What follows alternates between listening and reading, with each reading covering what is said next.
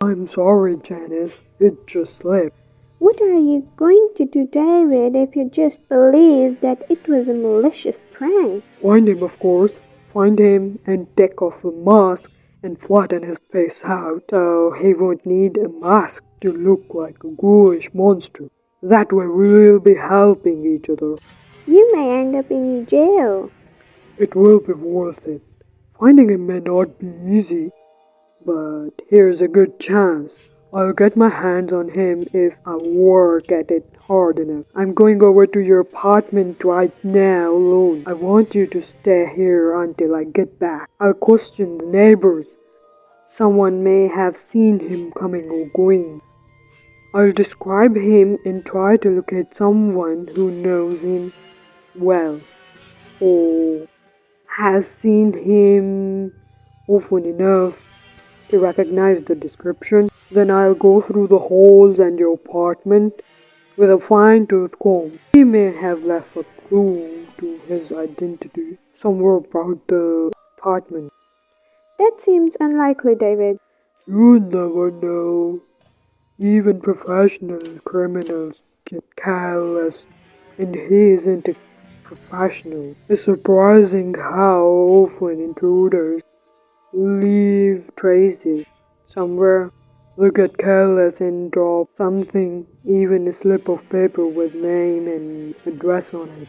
I know a detective lieutenant who is firmly convinced you have at least 40% chance of tracing a criminal intruder if you're thorough enough and explore all the possibilities. Alright, David, go ahead. I won't try to stop you. Find out all you can.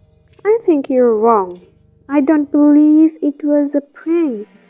I'm sure it was something stranger and more terrifying. Something we can't even begin to understand. But I don't want you to blame me later. Although I can see what good catching him would do. You don't? I should think you'd be the first to understand how I feel.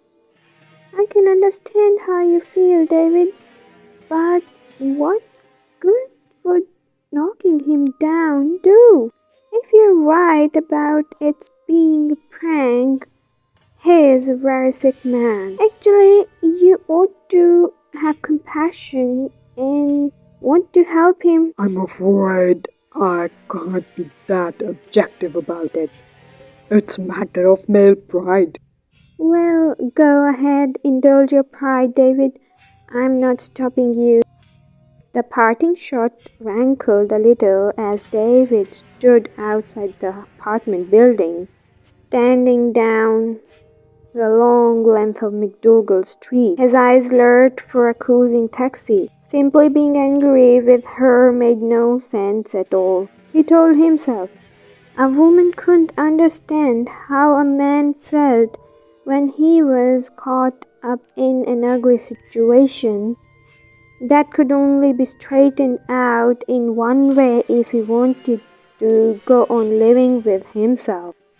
Being angry made no sense, but he should have explained to her exactly what would happen to his integrity if he shrugged the whole matter off and forgot about it. Emotionally, she would never understand. But he should have made a serious effort to at least straighten her out intellectually and correct the impression he had left with her that he was scientifically moronic and still living in the Middle Ages as far as mental illness was concerned. The prankster was quite possibly psychotic, or at the very least a psychopathic personality, but even so, his integrity demanded that he give the scoundrel at least one sturdy biff in the jaw. After that, he could afford to feel generous and enlightened and drag the man by the scruff of his neck to the nearest mental institution. A taxi swung to the curb at last.